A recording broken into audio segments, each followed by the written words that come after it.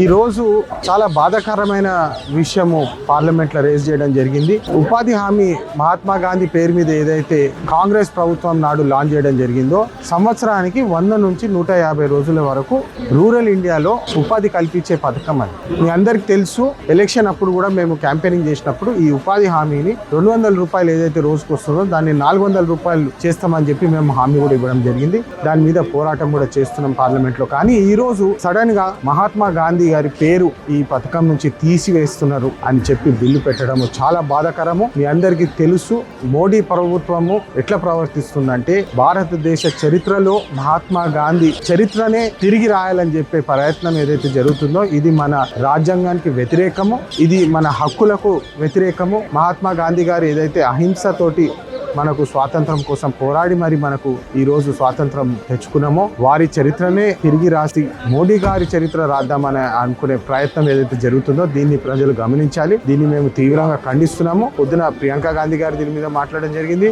మేము పార్లమెంట్ లో ధర్నా కూడా చేయడం జరిగింది. దీన్ని మేము ఖచ్చితంగా వ్యతిరేకించి మహాత్మా గాంధీ గారి ఆశయాలు ఏదైతే ఉన్నాయో ముందుకు తీసుకెళ్లే ప్రయత్నం చేస్తామని చెప్పి కాంగ్రెస్ పార్టీ తరఫున అని చెప్పి మళ్ళొకసారి చెప్తూ జై హింద్.